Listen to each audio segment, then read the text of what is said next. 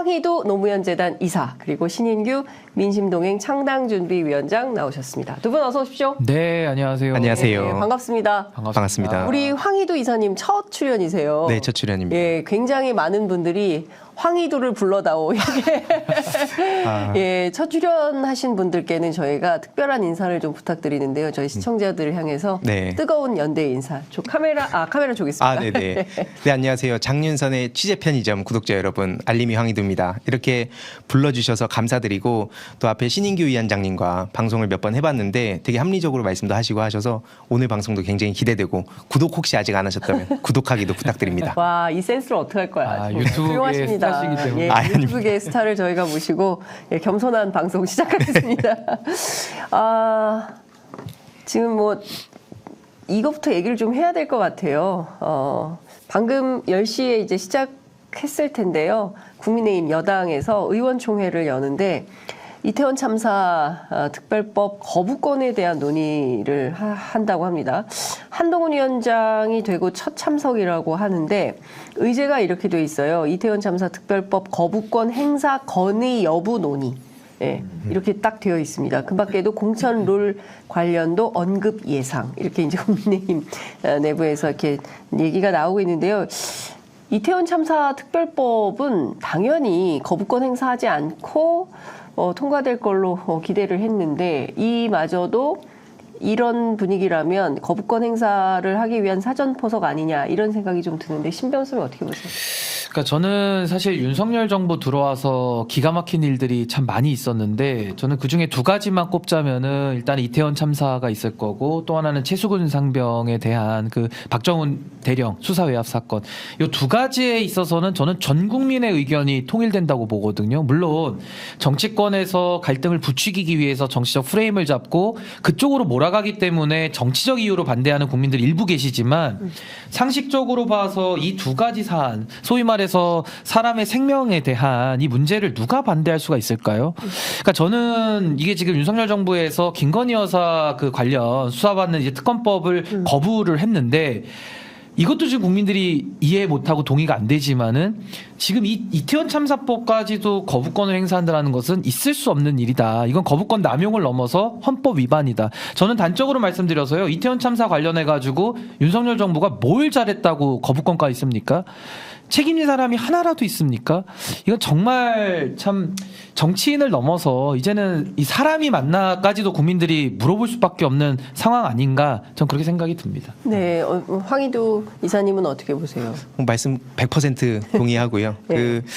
되게 안타까운 게 네. 지금 이런 기사들을 보면 기존에는 이런 방송을 봤던 이유가 네. 이걸 어떻게 우리가 봐야 될까? 저들이 어떻게 움직일까? 이게 예측이 좀 안 되니까 그래서 전문가들의 이야기에 또 권위가 생기고 그런 거 아니었겠습니까? 네. 근데 지금은 이 기사만 봐도 저들이 또 어떤 짓을 하는지 뻔히 보인다. 그러니까 사실 윤석열 대통령 부담 줄여주자고 그 네. 국힘에서 몇몇 앞장섰던 사람들 있지 않습니까?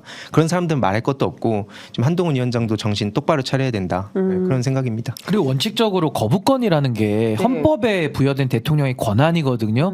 매일 거부권 쓰라고 규정된 게 아니에요. 네. 우리나라는 상권 분립이기 때문에 네. 국회가 입법 권한을 갖고 있고요. 네. 원칙이 입법권이고요.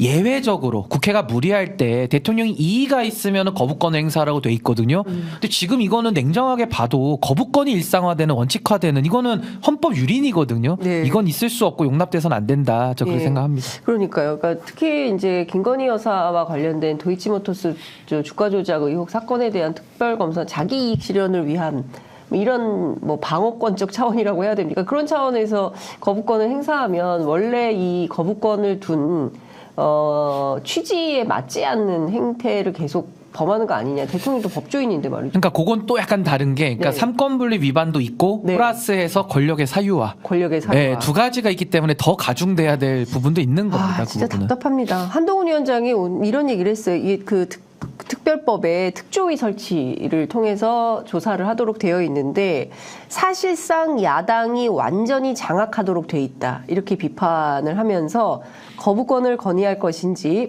원내에서 여러 가지로 신중하게 논의를 할 거다. 이 맥락은 거부권 행사한다고 봐야 되겠죠? 그게 건의한다고 봐야 되겠죠? 그렇게 여태까지 해왔고 네. 그리고 무엇보다 지금 이따가 여러 얘기가 나오겠지만 네. 한동훈 위원장이 단 한 발자국도 윤석열 대통령 바운더리에서 못 벗어나고 있거든요. 이미 많은 분들이 또 그 판단이 끝났기 때문에 네. 지금 오히려 본인이 더 큰 꿈을 갖고 있다면 지금 이런 식의 좀 예상치 못했던 결과를 내놔야 된다. 그렇게 생각합니다. 오늘 아침 동아일보 칼럼을 보니까 한동훈은 절박하지 않다. 뭐 이런 내용의 칼럼이 실렸습니다. 그러니까 그 지금까지의 행보를 보면 지지율이 사실은 정체잖아요. 그러니까 여기서 뭔가 윤석열 정부하고 다른 목소리를 내면서 본인의 칼날을 좀 분명하게 해야 되는데 계속 이른바 이제 윤석열 대통령 휘하에 있는 것 같은 인상을 주면 이게 새로운 돌파구가 열리겠냐라는 진단을 보수 언론이 벌써 시작했다. 과거로 돌아간 것 같아요. 과거에도 검찰총장 시절에 반부패 부장했던 사이고 네. 또 서울중앙지검장 할 때 3차장 검사로 됐고 있었고 특검팀 할 때도 수사팀장이고 그 수사팀에 이제 배치돼서 검사로서 일을 했던 사이거든요. 그 검사 동일체 원칙이 없어진 지도 언젠데 이거를 지금 아직까지도 참 유지해서 대통령이 된 상황에서도 여당 비대위원장과 이런 찰떡호흡을 보인다는 게 참 국민들께서는 기가 막히실 것이다. 그렇게 봅니다. 그러니까요. 그리고 뭐 쭉 나오는 내용을 보니까 출판 기념회 통한 정치자금 수수 금지법 추진 뭐 이런 등등을 보면 또 민주당을 겨냥했나?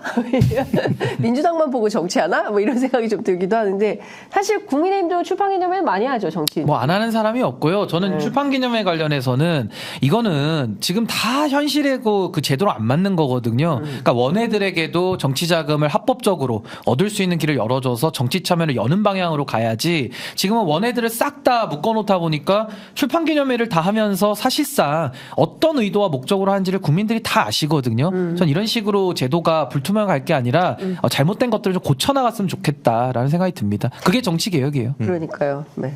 혹시 보태실 말씀 있으시면 듣고 넘어가겠습니다. 뭐 말씀 다 공감하고요. 예. 그 너무 공감하시는 거 아니에요, 두 분? 근데 요 사안만큼은 사실 네. 되게 중요한 얘기인데 네. 문자를 너무 많이 받는 거예요. 아마 다들 공감하실 텐데 심지어 진짜. 당원분들도 지금 네. 사방에서 문자가 온다. 출판기념회 좀 와달라.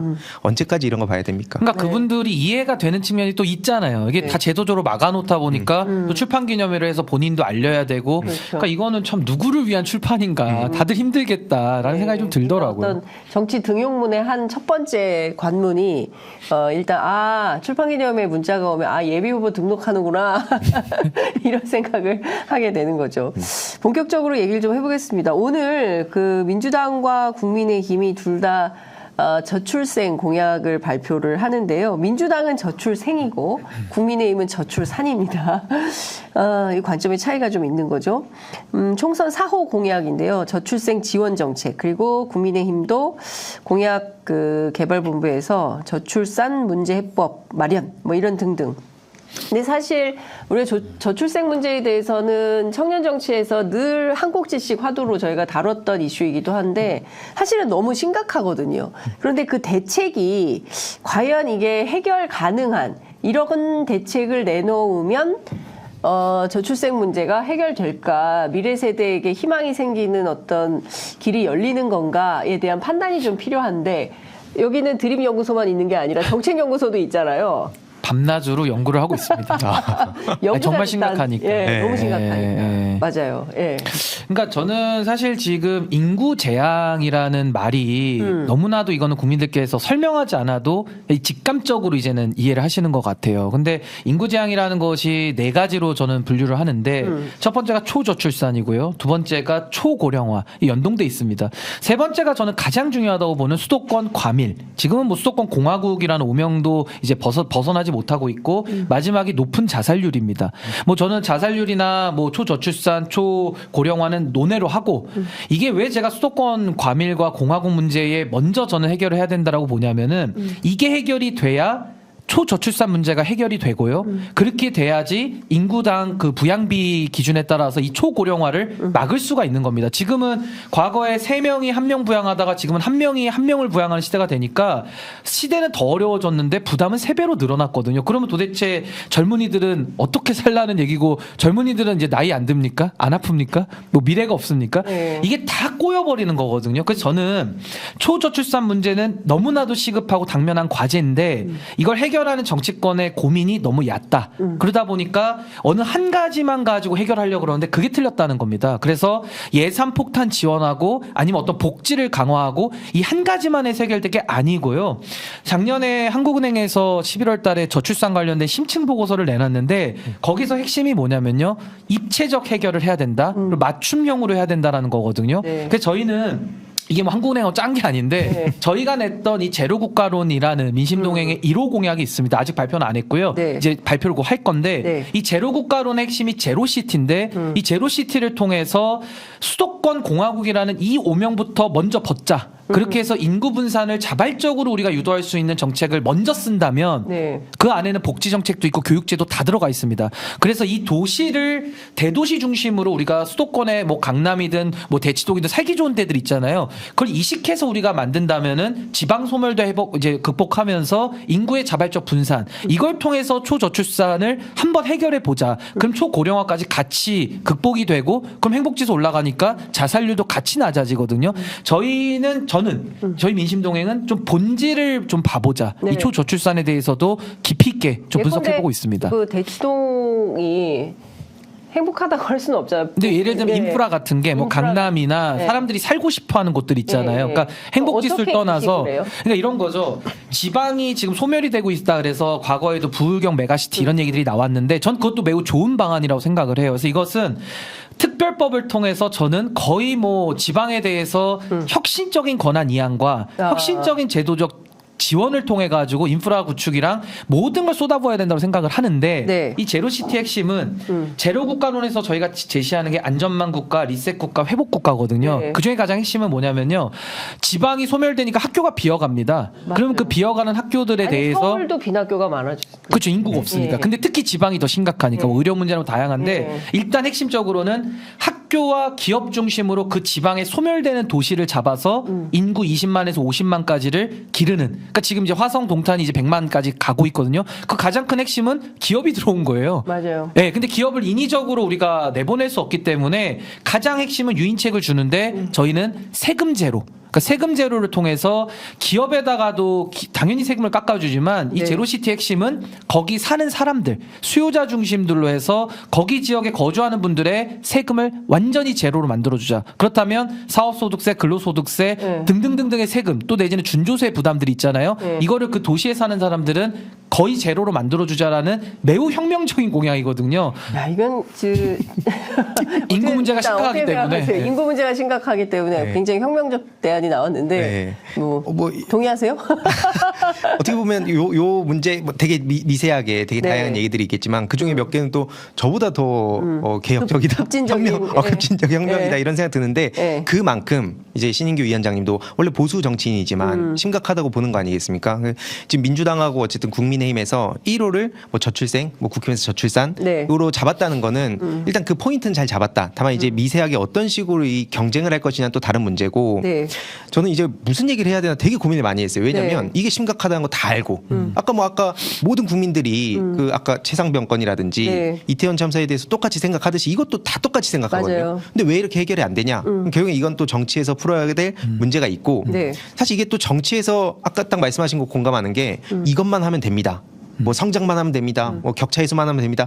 이거 일단 믿으면 안 된다. 저도 전적으로 공감하고요. 네. 오늘 또 노무현 재단 이사니까 네. 그리고 윤석열 대통령이 노무현 대통령을 존경한다고 또 얘기를 맞아요. 했었더라고요. 예. 그래서 제가 좀 그 차원에서 한번 상기시키자고 네. 상기시키고자 좀 얘기를 하려고 합니다. 네 가지 그 참여정부의 중요한 네. 그 철학이 있었는데 네. 일단 그 동반 성장. 네. 다들 아시다시피 성장과 분배를 같이 하자. 네. 그리고 개혁 개방. 그리고 세 번째로 그 균형 발전. 네. 그게 아까 말씀하신 거랑 연결되는 거고요. 네. 마지막으로 장기주의였거든요. 그때 당시에 비전 2030으로 그 당시에는 엄청난 비난을 받았지만 그렇게 먼 미래를 내다보고 우리가 어떤 방향으로 국가가 가야 되는가 그런 네. 지도자의 고민이 담긴 거였습니다. 하나씩 뜯어보면 이 중에 네. 뭐 하나 제대로 하는 게 없어요. 동반 성장 그 지금 잠재 성장률도 1%대라고 네. 하고 격차 해소 이 뭐 금투세 폐지한다 그러고 그다음에 뭐 그 재산 양도세 네. 이거 10억을 50억을 완화해주고 이런 문제로 도대체 어떻게 부자 감세로 과연 이 문제를 해결하냐. 네. 특히 더 심각하다 보는 건 그럼 결국에는 이게 서민 중산층들한테 부담이 가거든요. 이 세수 감소를 채우려면. 그러니까 이래놓고 말로는 뭐 저출생 중요하다 혹은 뭐 국힘에서도 저출산 1호로 하겠다 말은 알겠는데 뒤로 본인들이 예산 이 어떤 식으로 배정하고 있는가 네. 이거 국민들이 다 보고 있습니다. 그러니까 옛날처럼 그냥 뭉개고 넘어갈 수 있다고 생각해서는 절대 이 문제를 해결할 수 없고 다 이제 총선 네. 때 심판을 받겠다고 봅니다. 그래서 저도 하나만 네. 말씀 더 드리면 인구 문제만큼은 답이 없다라는 얘기를 많이 해요. 그러니까 이민받자 지금 이렇게 가고 있거든요. 맞아요. 그리고 출산율에 대해서도 극복 모델과 적응 모델이 있습니다.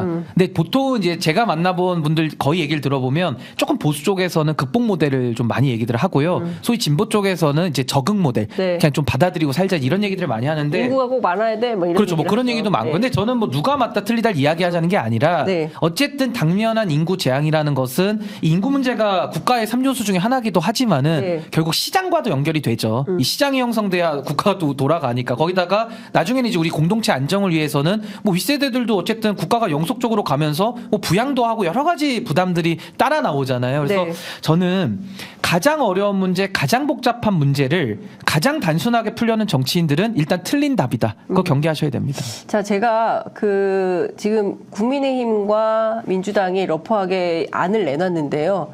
그나마 지금 뭐 굉장히 혁명적인 그리고 급진적인 대안들 그리고 원칙적인 대안들을 주셨지만 이 양당이 내놓은 공약 가운데 그래도 어느 쪽이 좀 더 낫다 이렇게 보십니까? 일단 한 위원장 오늘 오후에 발표할 예정인데요. 출생 지원 대책. 그러니까 뭐 자금을 지원하든 뭐 이런 지원 대책을 발표하고 그다음에 육아휴직 의무화. 그런데 이 육아휴직에서 대상 연령을 조금 더 확대하겠다. 이런 정도가 알려져 있고요. 민주당은 어떤 게 있냐면 여기도 이게 있습니다. 일단 자녀를 출산하면 부모가 모두 육아휴직이 자동으로 신청되는 자동 육아휴직 등록제. 그러니까 애를 낳았으니까 네. 육아휴직 하겠다 이거를 자동으로 그러니까 회사에 눈치 보지 않고 법률로 뭐 이렇게 휴가를 쓸 수 있도록 등록해서 하도록 하는 방안 그리고 또 하나는 보육을 사회적 인프라를 강화하는 차원에서 마을이 한 아이를 키우려면 마을이 필요하다라고 얘기하는 것처럼 뭐 이제 이런 거죠. 온 동네 초등 돌봄 교실 뭐 제도 확대하는 거 뭐 이런 등등인데 이걸로 해결이 될까요? 어떻게 보세요? 어느 당이 좀 더 낫습니까? 민주당이 낫죠. 그러니까 민주당이 와서 그런 거 아니에요? 그러니까 물론 그렇게 보실 수도 있고 네. 뭐 저한테 뭐 편향됐다는 얘기를 친구들도 해요. 근데 네. 뭐 그 비난 자체를 제가 뭐 두려워하진 않습니다. 다만 왜 그렇게 말씀드렸냐면 아주 큰 틀에서 그 철학 얘기를 아까 말씀드렸는데 네. 그 이재명 대표의 가장 중요한 건 어쨌든 국가의 책임을 키워가자는 입장이에요. 그리고 반대로 이제 윤석열 정부나 국힘의 입장은 사실 이미 철진한 신자유주의 갖고 와가지고 그 각자 도생. 그러니까 국가의 책임 최소화하고 지금 자유시장 경제를 얘기하고 있단 말이죠. 네. 그러니까 그게 뭐 맞았던 시점이 있었을 수는 있겠지만 적어도 지금 이 시점엔 그런 식으로 가서는 답도 없다. 심지어 자유시장 경제 그렇게 얘기하더니 본인이 또 은행이라든가 여기저기 개입할 땐 또 열심히 해요. 네. 그럼 문재인 정부 왜 그렇게 비난했나? 그러니까 좀 앞뒤가 너무 안 맞기 때문에 그 민주당이 미흡한 점이 설령 있다 하더라도 네. 이 일관성 있게 국가의 책임을 늘려가는 쪽으로 가고 그게 이제 아까 온 동네 초등 돌봄이나 이따가 뭐 발표될 저출생 공약이나 이런 걸로 증명이 되지 않을까 싶습니다. 저는 애를 둘을 키워봤거든요. 근데 휴가가 중요해요. 그러니까 자동으로 휴직을 하면서 아이를 그 부모가 같이 이제 키워가는 건 이게 중요하긴 한데 이게 이제 이렇게 되면 또 경력 단절 같은 게 생기거든요. 근데 경력 단절 여성들이 다시 취업해서 현장으로 오기에는 굉장히 어려운 문제가 있어요. 그러니까 그런데 저는 본질적으로 이런다고 저출생 문제가 해결될까? 저는 그렇게 생각하지 않거든요. 그러니까 사회 구조가 변화되어야 어떤 가능성이 생기는 거지. 살만한 세상이 돼야 되거든요. 나 말고 우리 아이들이 미래도 내가 죽더라도 이 사회에서 살아볼 만해. 라는 어떤 그런 희망의 근거들이 좀 생겨야 되는데 지금 청년들의 삶을 보면 저희보다 경쟁은 너무 더 치열하고 저희 세대보다 그리고 경쟁을 통해서 뚫고 간다 한들 그다음에 미래나 희망이 별로 안 보이는 거예요. 회사 가도 똑같고 계속 언제까지 이런 지루한 삶을 계속 살아야 되나 이런 답답함들이 있는 것 같다라는 생각이 좀 드는데 휴가 육아휴직 의무와 휴직 자동 등록제 이것이 과연 저출생의 대안이 될지. 저는 앵커님께서 좋은 부분 짚어주셨다고 보는데 이게 한국은행 보고서에도 나오는 얘기예요. 네. 높은 경쟁 압력 이것이 부담과 불안으로 작용해서 아이를 낳을 수가 없다. 이건 구조적인 문제로 봐야 맞습니다. 되거든요. 예. 근데 지금 구조적 문제에 대한 인식을 너무 가볍게 하고 그냥 돈을 주고 뭐 국가가 뭐 대충 동네가 돌봐서 애를 같이 키우자. 제가요 그 고교학점제라는 제도도요 지금 학교 일선에서 준비 하나도 안 돼 있거든요. 근데 그냥 밀어붙인 거예요. 저 정말 걱정입니다. 2025년도부터 이 학교가 일선이 얼마나 혼란스러울지 걱정인데 출산율도 마찬가지입니다. 돈을 뿌리자. 그럼 애를 낳습니까? 첫 번째 질문. 돈을 뿌리면 애를 낳나요? 그동안 20년 동안 500조를 뿌렸잖아요. 네. 애를 낳습니까? 안 낳거든요. 그러면 복지를 더 강화해서 강제하자. 뭐 휴직제를 네. 강제로. 그럼 경력 단절 문제라든지 기업에서 거기서 오는 부담감을 풍선 효과로 다른 데에 전가시키진 않을까요? 이런 걸 다 따져 물어 가지고 정책을 해서 실질적으로 아이를 낳게끔 만들어야 되는데 낳을 수 있게 만들어야 되는데 지금 정책은 너무 가볍고 그 피부만 긁는 거죠. 그래서 저는 이 말씀만 꼭 드리고 싶어요. 네. 진짜 그 제일 지금 심각한 게 입체적으로 지원을 해서 정말 아이를 낳을 수 있는 모델을 만드는 것이 일본에서도 나가라야마 사례도 있고 거긴 출산율이 올라갑니다. 네. 게다가 지금 한국은행 통계를 보면요. 참 신기한 게 세종시 같은 데는 지금도 아이를 1.3명인가 5명을 낳아요. 네. 근데 대도시 있죠. 서울, 부산, 광주. 대도시들은 0.6도 안 됩니다. 0.5에서 지금 제일 밑에 꼴찌로 와 있거든요. 이 왜 이럴까? 대도시인데 더 살기 좋고 사람들이 아이를 낳을 것 같은데 더 안 낳아요. 결국 주거비용, 생활비용, 물가, 일자리의 불안, 부담 이것 때문에 못 낳는 거거든요. 그러니까 저는 이거를 그럼 어떻게 해결할까라는 것을 지금 이 나온 양당의 이 대안들 그래도 나름대로 고민하셨지만은 이게 실효적이지 않다.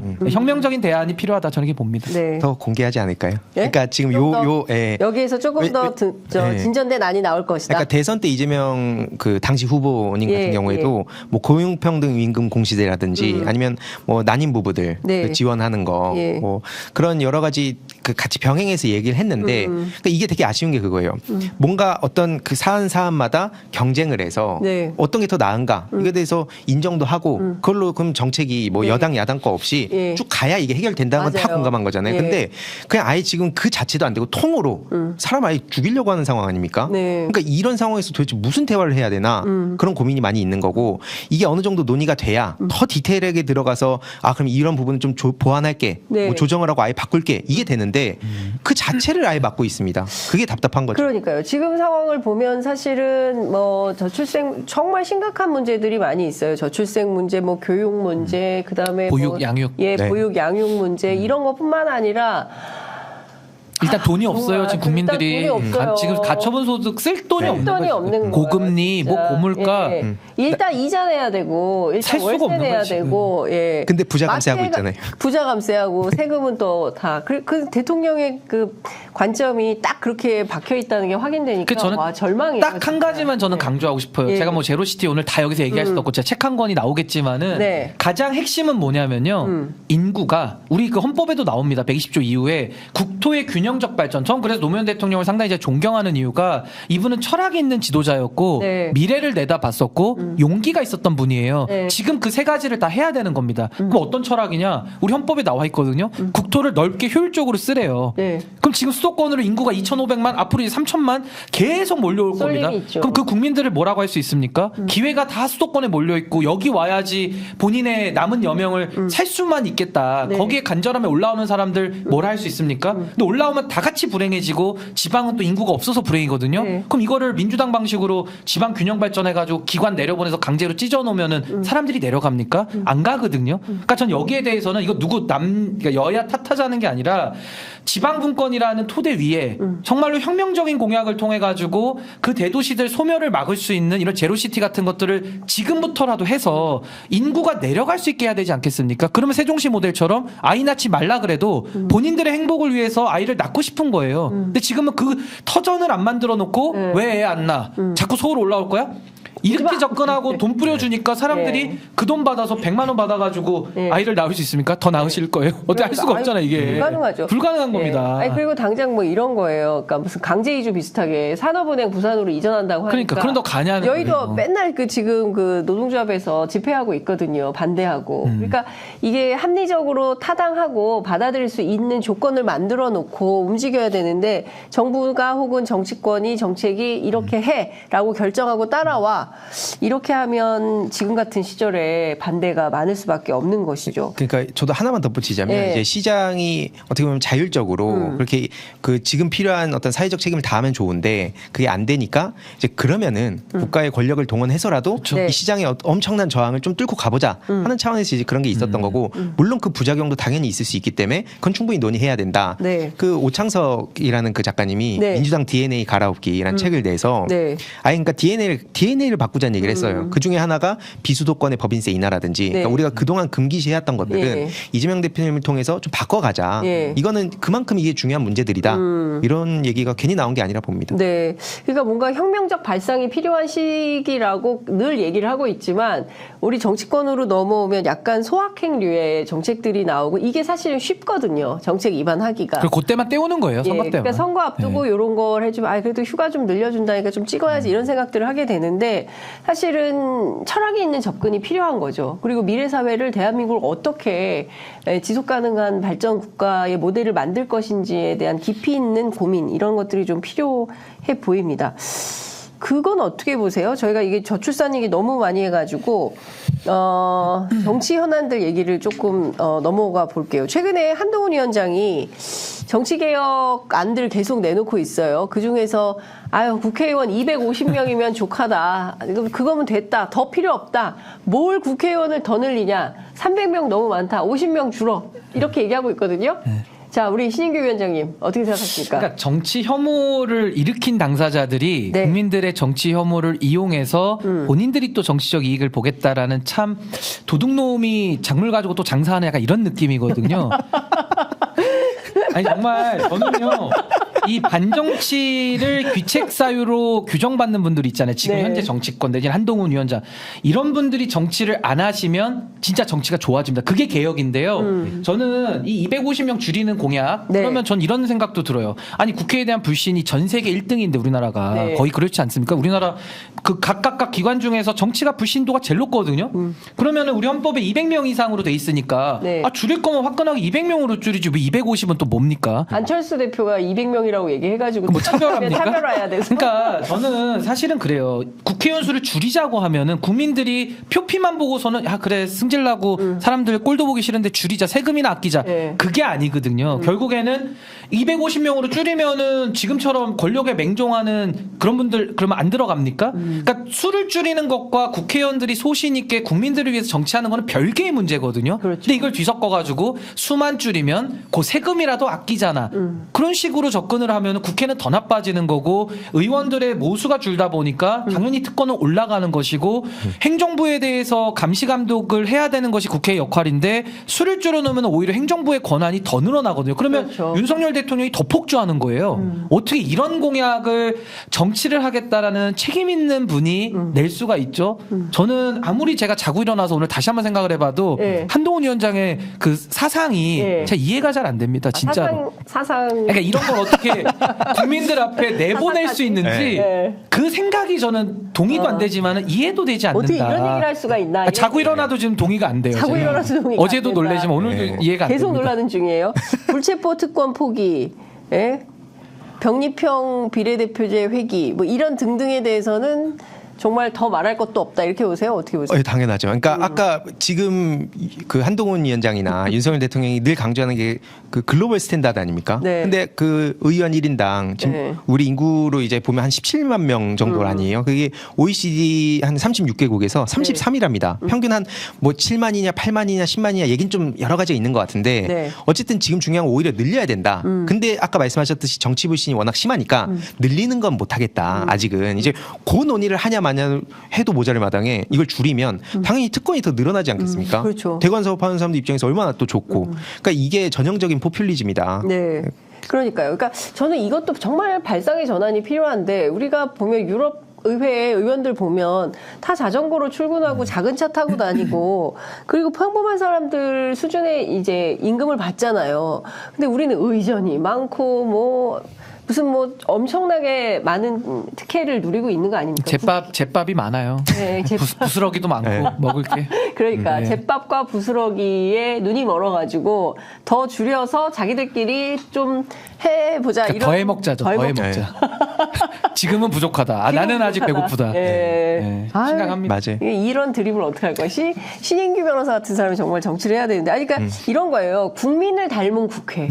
예? 이런 게 필요하잖아요. 당장 우리가 겪고 있는. 그래서 저는 개혁신당에서 공무 담임 휴직제 이런 거를 좀 추진하려고 한다고 해요. 그러니까 정치에 가려면 휴직했다가 다시 복귀할 수 있는 방안을 마련한다고 하는데 그렇게 해서 좀 다양성이 확보된 그거 저희 차원에서- 정바세에서 지난 15강연 때 그 10가지를 다 얘기했던 거거든요. 정바세 거예요? 그러니까 다 있어요. 그러니까 그거 출처 따지자는 게 아니라 원래 뭐 김세원 의원님도 옛날부터 주장하셨던 거고 네. 계속 정치개혁안으로 왔던 건데 아무도 얘기를 안 하고 있는 거예요. 그러니까 그 얘기는 더 앞으로 해야 되는 거고 네. 저는요 한동훈 위원장 이 방송 보시기를 바라고 네. 보시면 딱 이 말씀만 드리고 싶어요.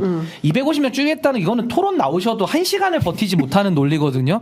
괜히 창피당하거나 토론을 망신당하고. 회피해서 망신당하지 마시고요. 이걸 하세요. 그 정당 특혜부터 없애야 됩니다. 정당 특혜가 뭘 없애야 되냐면요. 국고보조금 같은 거 이거 싹 다 없애야 됩니다. 국민 세금이거든요. 네. 근데 정당이 지금 국민들을 위해서 일합니까? 아니죠.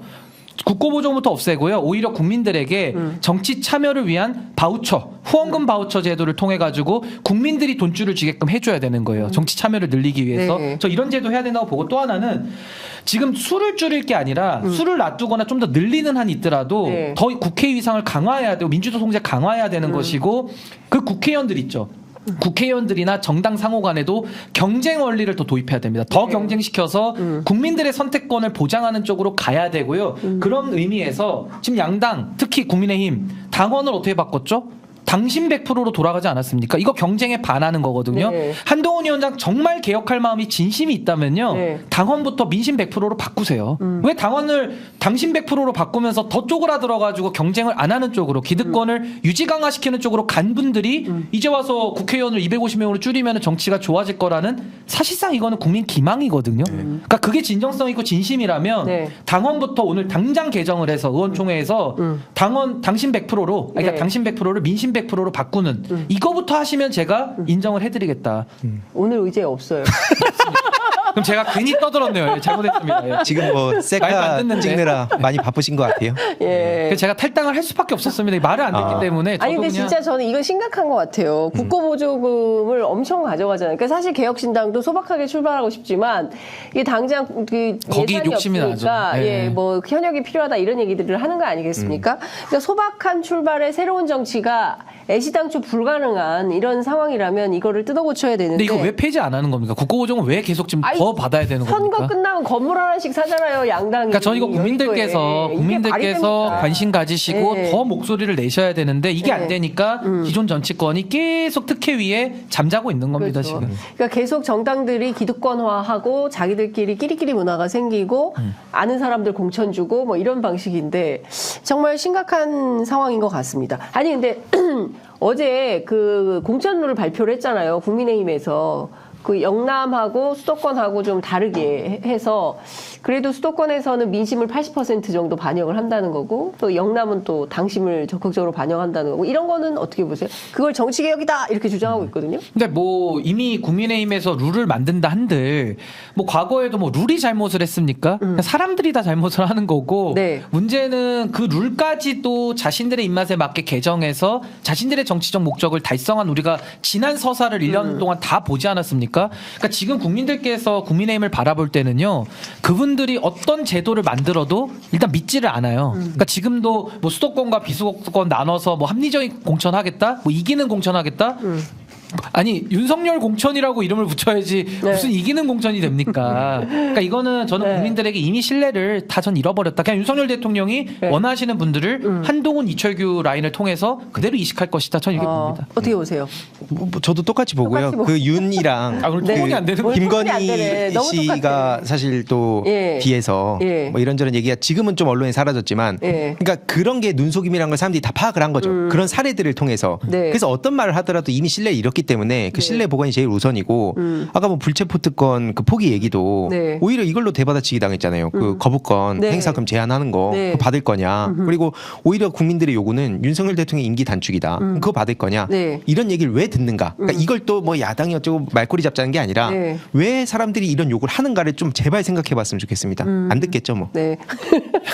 네, 저희 방송 모니터는 하는 것 같아요. 모니터링은 더 잘 돼서 취재 편의점이 더 잘 잘 돼가지고 돼서. 또 다 보시게끔 네. 만들어야 됩니다. 봐도 이제 못 본 척하는 거죠.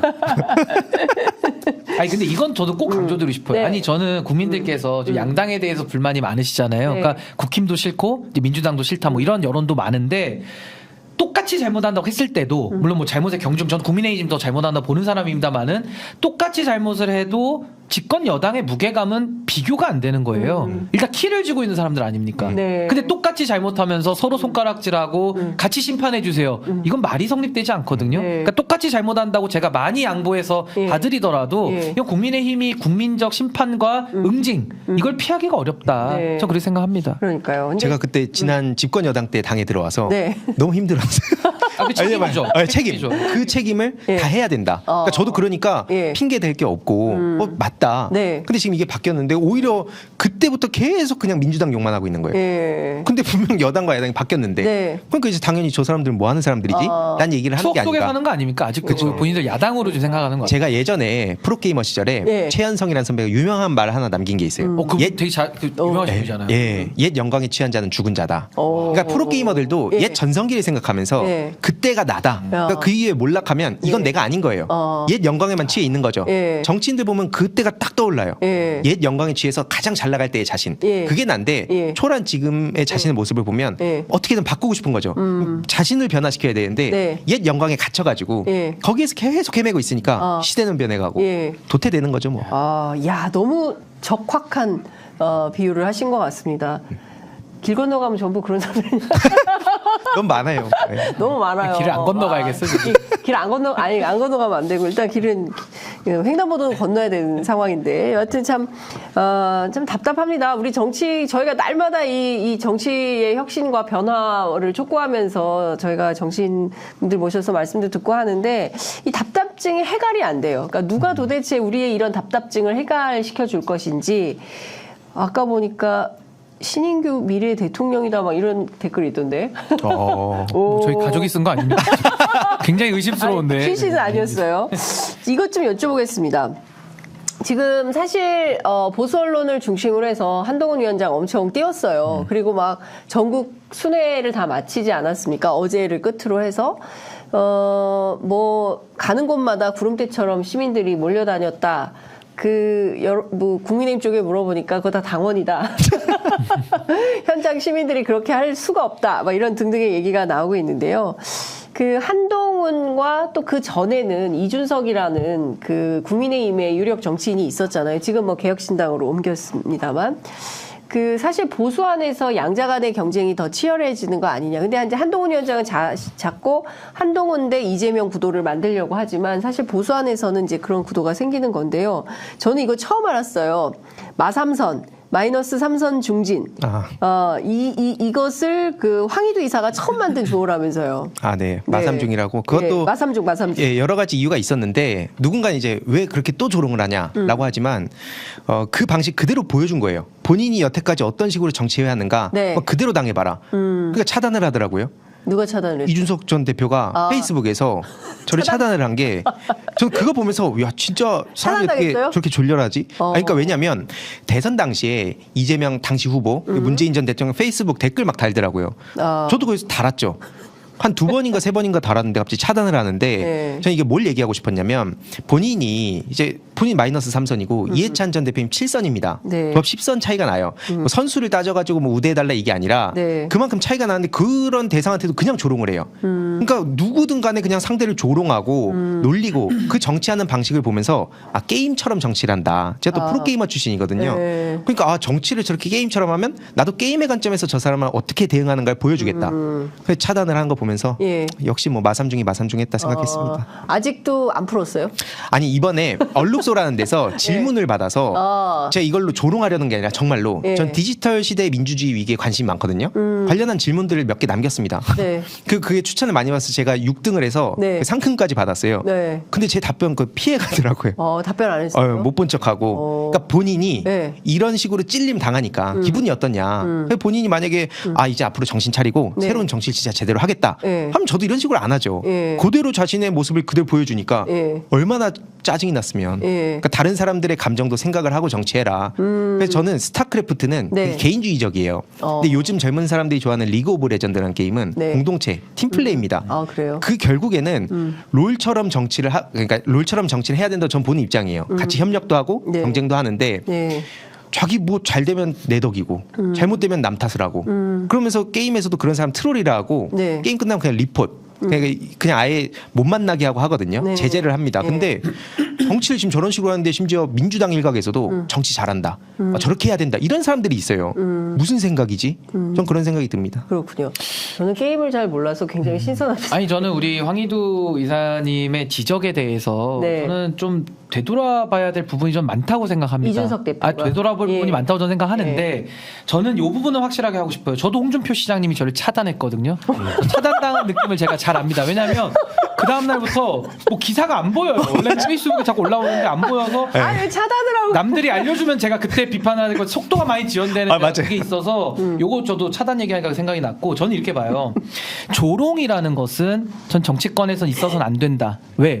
조롱이라는 것을 정치인들이 하면요 이게 혐오로 갑니다. 그래서 혐오의 문이라고 생각을 하거든요. 그래서 조롱은 절대 해서는 안 된다는 것인데 권력자에 대해서는 저는 조롱이 예외적으로 허용이 된다고 생각해요. 그건 이제 국민들이 해학 내지는 권력자를 조롱하면서 느끼는 이제 이런 국민들의 여러 가지 그 민심이 있는 거거든요. 그래서 저는 그것 빼고는 조롱은 해서는 안 된다라는 건 저는 확인을 하고 싶고요.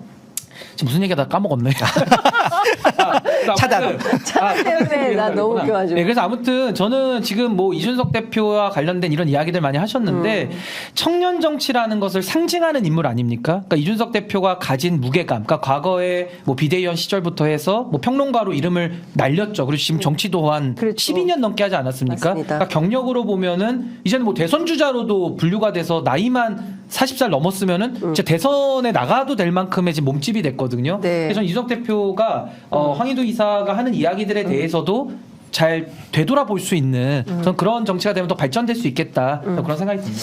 그렇죠. 서로 차단하고 이런 것은 아니고요. 합리적인 토론을 좀 하는 그런 정치가 돼야죠. 뭐 싫다고 차단하고 이러면 정치가 되겠습니까? 자기 편끼리만 하면 안 되는 거잖아요. 김부겸 전 총리가 차단이 돼 있어요. 전화를 안 받으세요. 무슨 관계로? 우리 차단 오늘 뭐예요? 차단 3인방이야. 이거 당해보면 압니다. 이게. 네. 아니, 갑자기 이게 안 떠요. 전화 네. 갑자기 안 떠요. 안 뜹니다. 그러면 당황하게 됩니다. 제가 참 이런 거는 안 된다라는 생각이 좀 들고 또 하나 제가 좀 여쭤보고 싶은 것이 그러니까 그 이준석 전 대표가 이제 지난주에 이번 주에 저희 프로그램 오셔가지고 한동훈 장관 이게 던킨 도너츠하고 커피 들고 하는 사진 촬영된 장면이 좀 누군가 도와주는 뭐 기획이 있는 것 같다. 그러니까 지나가면서 얘기한 거거든요. 그런데 이제 그거를 딱 잡아가지고 이제 조선일보에서 월간 조선 조선 NS인가 하는 팀에서 이제 그걸 썼다고 하는데 그리고 나서 이게 이제 종편 뭐 하루 종일 나오면서 막 소위 얘기하는 기획설, 이미지 정치, 뭐 이런 것들 가지고 계속 갑론을박을 하고, 이준석 전 대표는 사과할 의향이 없다. 뭐 어느 프로에 나가서 혹시 사과할 생각이 있냐 그랬더니 그럴 생각 없다. 막 이렇게 해가지고 또 그걸 또 막 그러니까 참 언론도 그래요. 이걸 계속 끊임없이 그 어떤 정쟁의 그 도구로 활용하는 측면도 있는데, 근데 저는 어떤 측면에서는 한동훈 장관이 당연히 기획을 하지 않겠어요. 오늘 아침 출근하면서 무엇을 입을지, 나가서 무슨 말을 할지, 보면 또 어떤 측면에서 보면은 자연스러운 장면 같기도 하는데 어떻게 보세요? 근데 그게 비단 언론만의 문제일까요? 그러니까 저는 언론에 대한 문제의식을 많이 갖고 있지만은 네. 저는 그 언론을 이용하는 정치인들은 없는지 거기에 대해서도 저는 고민을 더 해봐야 된다. 네. 근데 저는 뭐 언론만을 문제 삼는 건 좀 아닌 것 같고 네. 지금 보면요 그 우리가 뇌구조도 같은 거 그리잖아요. 우리가 뭐 장난으로라도 뭐 어디 가서 이렇게 그리고 하는데 네. 저는 뇌구조도에 뭐 저녁 뭐 먹을까 이런 거 많이 들어가 있습니다. 맛있는 걸 먹고 이래서 좀 살이 많이 쪘는데 요즘 정치하시는 분들 보면은 네. 이 윤석열 대통령 뇌구조에는 저는 이제 반공정치주의 뭐였죠 옛날에 뭐 이름도 까먹었지만 하여튼 그 네. 정치주의가 들어가 있는 네. 것 같고 이재명 대표 뇌구조도에는 이제는 윤석열 그 글자가 좀 지워지면서 요즘은 조금 이재명 대표가 좀 국민들을 향한 메시지 좀 조금 내고 있는 것 같고요. 네. 한동훈 위원장 뇌구조도에는 이재명 민주당으로 반반 차 있습니다. 이준석 대표의 뇌구조도에도 네. 저는 한동훈이라는 글자가 매우 깊게 지금 새겨져 있는 것 같아 보인다. 그것이 어디서 드러나냐면 네. 1992 티셔츠 입은 것도 논란을 또 많이 삼았거든요. 당시에 저는 참 기가 막혔던 게 네. 아니 1992 티셔츠 입은 걸 갖다가 모든 언론이 그렇게 다 써야 됩니까? 어디서 산 것까지도? 그러니까요. 물론 그것을 정치인이 뭐 넥타이라든지 숫자로도 메시지를 낼 수가 있거든요. 그럼 뭐 냈으면 낸 거지. 그걸 갖다가 뭐 한동훈 티셔츠 해가지고 난리를 치는데 거기에 대해서 이준석 대표가 1992의 의미가 뭐 조롱을 한 거다라고 또 해석을 달아가지고 또 이게 또 논란이 되고 네. 이번에 커피 논란도 약간 논란을 위한 논란 같다는 생각을 지우기가 어렵거든요. 그러니까 저는 특히 신당을 하거나 특히 새롭게 하겠다라는 분들은 네. 아까 제가 그 뇌구조도 얘기했잖아요. 차라리 거기서 네. 다른 정치인들 이름을 지우고요. 점심 뭐 먹을까? 저녁 뭐 먹을까 좀 생각하면서 네. 국민들도 지금 민생과 먹거리와 지금 삶의 문제 여기에 대해서 고민을 더 해야 되는 거거든요. 네. 근데 그게 좀 많이 부족해 보인다. 그러니까 이런 부분들은 신당하겠다라는 분들은 더 큰 책임감으로 상대 정치인들에 대한 공격 내지는 조롱 이런 것들은 좀 피해야 된다. 저는 네. 그렇게 생각합니다. 그건 어떻게 보세요? 앞에 다 동의하는데 중간에 그 이재명 대표님. 주로 동의. 예, 네, 이재명 대표님의 제 뇌피셜입니다. 그 이제 보면은 저는 이제 기본 사회가 들어 있었지 않았나. 그래서 뭐 기본 소득, 기본 주택, 기본 금융 뭐 이런 내용이 있었는데 네. 이제 이건 민주당 안에서도 충분히 토론해야 된다 봅니다. 여기 반대하는 사람들 실제로 많은 것도 있고. 네. 근데 이제 그걸 하려고 하는데 정작 계속 뭐 재판 뭐 계속 불러다니고 막 검찰은 계속 주변을 털고 이러니까 그러니까 이제 그 방어적 차원에서 네. 윤석열 혹은 한동훈 위원장이 잠깐 있었다. 근데 어쨌든 이제는 좀 다른 뭐 정쟁 좀 그만하자. 네. 그래서 이게 정책 대결로 가자. 네. 이렇게 방향을 잡은 만큼 이제는 우리의 실력들을 이제 보여줄 타이밍이다. 좀 그런 생각이 들고요. 네.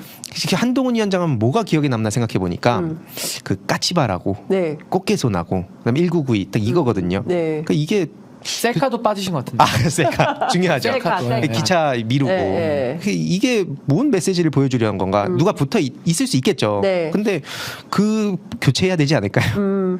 그러니까요. 좀 더 좀 지도자로 서겠다고 하면 좀 더 철학적 가치가 있는 그런 어떤 비전이 있는 메시지가 나와야 되는데 지금 뭐 그런 것은 아닌 것 같다라는 말씀 좀 주신 걸로 하겠습니다. 근데 제가 이것 좀 여쭤볼게요. 뭐 신당 하시니까 양향자 의원이 그 개혁신당 향해서 한 얘기 같아요.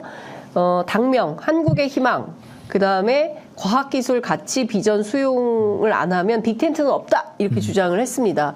그런데 같이 당을 만드는 입장에서 어느 쪽이 당명 이걸로 해야 돼라고 주장하면 쉽지 않은 거죠. 근데 이거는 많이 본 광경 아닙니까? 그러니까 저는 사실 이 양양자 의원님의 오늘 단독 기사를 보면서 느낀 게 뭐냐면 이제 몸풀기는 끝났다. 이제 본선이 시작됐다라는 건데 이게 전형적으로 벼랑 끝 전술이거든요. 그러니까 소수파들이 본인의 입지를 강화하기 위해서 이제 벼랑 끝 전술. 그러니까 마음에 없는 소리도 네. 가장 큰 블러핑을 쳐서 협상력을 높이는 전략인데 뭐 이제 희망자 정도 건지겠죠. 뭐 한국의 희망이면 뭐 한국을 살리든 희망을 살리든 뭘 중에 네. 하나를 살릴 생각인 것 같은데 아마 본인의 영향력, 신당 안에서의 지분 이런 것들을 우려했던 것들이 지금 나오고 있는 거거든요. 그러면 한국의 희망만 살릴 수 있습니까? 그럼 새로운 선택은 어떻게 하죠? 그럼 새로운 선택 한국의 희망 무슨 뭐 옛날 그 돌림 노래처럼 그것도 어디죠? 뭐 미래대 연합? 예, 그럼 미래대 한국의 희망 새로운 선택 미래대 연합.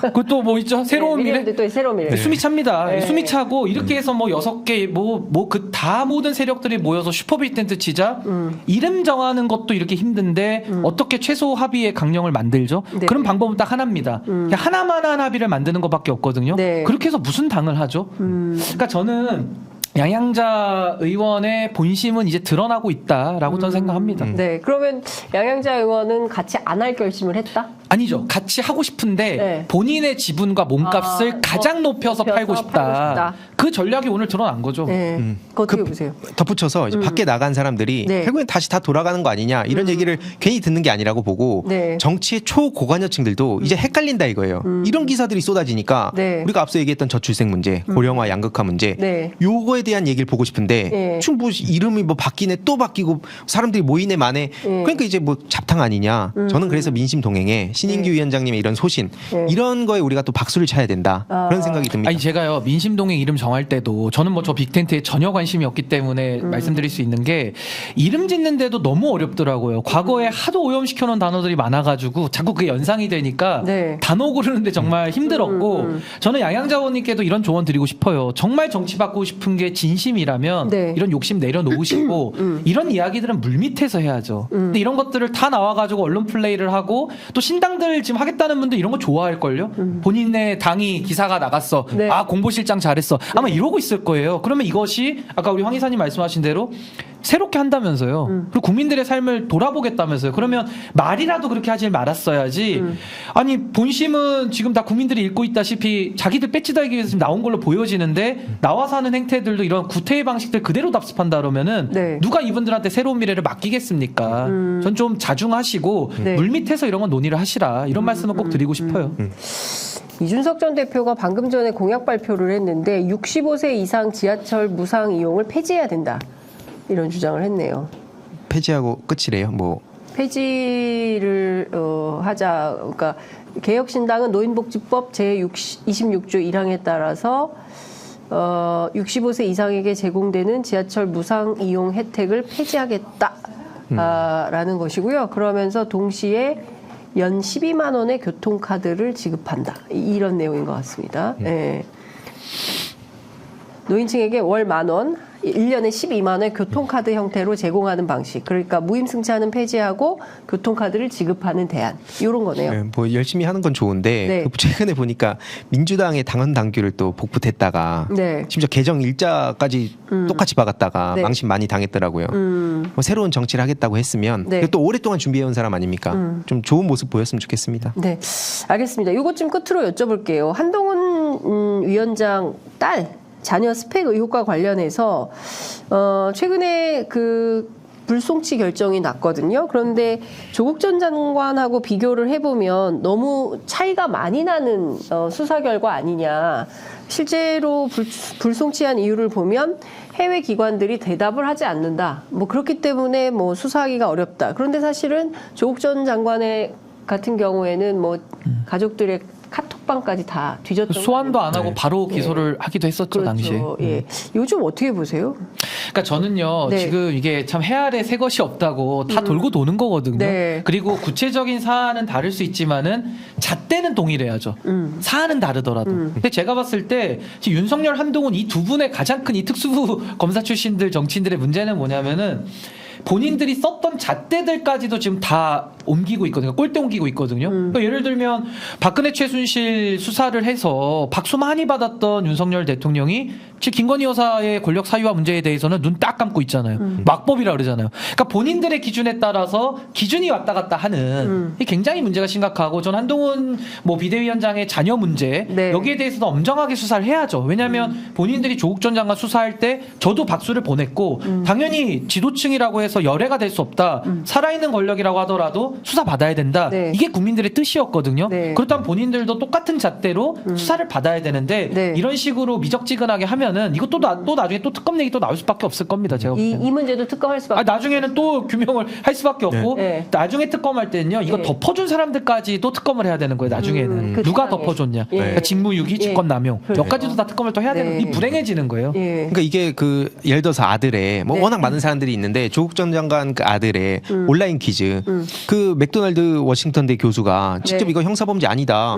그리고 되게 충격을 받았다는 얘기가 나왔거든요. 네. 근데 사실 사람들이 요 사안까지는 그렇게 관심이 없어서 그게 좀 안타까운 게 있고 MBC PD 수첩에서 네. 그게 진짜 이해가 안 됐어요. 6월 9일에 촬영을 했는데 네. 그 딸의 네. 그 봉사가 7월 26일 까지 이미 사인이 다 돼 있었거든요. 그럼 이게 그 잣대대로면 그 사문서 위조입니다. 근데 이거에 대해서 같은 잣대 들이댔냐? 앞에 말씀하셨듯이 아니거든요. 네. 그러니까 결국엔 여기에 대해서 우리는 당연히 동일한 잣대로 동일한 검증해라 네. 얘기한 건 당연한 건데 이걸 마치 또 무슨 정쟁화하고 우리가 뭐 심지어 뭐 대선 불복이라든지 이런 식으로 몰아간다거나 아니면 한동훈 위원장을 견제하기 위해서 그런다거나 이런 쪽으로 이어가는 건 너무 부당하다 봅니다. 그러니까 조국 전 장관의 그 입시 부정과 관련된 비리 의혹은 이미 대법원에서 규명이 정경심 교수 됐기 때문에 네. 일정 부분 우리가 사실로 이야기를 해도 무방할 것 같아요. 근데 사실로 규명이 되더라도 검찰이 검찰권을 행사할 때는 상당히 절제해서 행사를 해야 되거든요. 근데 그 속에서 특수부 검찰들이 정치적 이득을 봤다라는 거 국민들이 다 아시거든요. 네. 그럼 그거는 그거대로 또 비판을 받아야 되는 거예요. 그래서 지금도 그 특수부 검찰이 본인들이 높여놓은 기준 지금에 와가지고 또 기준을 바꿔버린다? 네. 그럼 검찰권 사유화라는 비판을 어떻게 피합니까? 그러니까 이 한동훈 그 위원장 이 자녀 사건에 대해서도 동일한 잣대로 본인들이 올려놨기 때문에 네. 전 그거대로 똑같이 수사를 받아야 된다 이렇게 생각합니다. 네, 알겠습니다. 오늘 뭐 뜨겁게 또 재밌게 저희가 토론해봤는데요. 다음에는 더 동의가 많아야 되나 어떻게? 예, 재밌었습니다. 근데 이렇게 정책 얘기하는 거는 예. 매우 유의미한 것 같습니다. 그러니까요. 근데 네, 정말 너무 좋았어요. 한번 저희 편의점에서 그 다뤄보고 싶은 의제들이 주로는 정책이에요. 근데 이 정책을 다루면 동접이 떨어져요. 딜레마가 있죠. 네, 많이 들어와 주시길. 예, 좀 많이 함께 해주시면 좋을 것 같습니다. 왜냐하면요, 정치라는 것은 이재명 대표 말씀을 좀 인용을 하자면 정치인들이 하는 것 같아도 결국은 국민이 시민들이 하는 것입니다. 시민들이 관심 갖고 의제로 만들고 이 이슈를 적극적으로 제기할 때 세상이 조금이라도 달라지고 변화할 수 있다고 생각합니다. 그런 차원에서 오늘 정말 재밌었습니다. 두 분 잘 들었습니다. 감사합니다. 네. 감사합니다.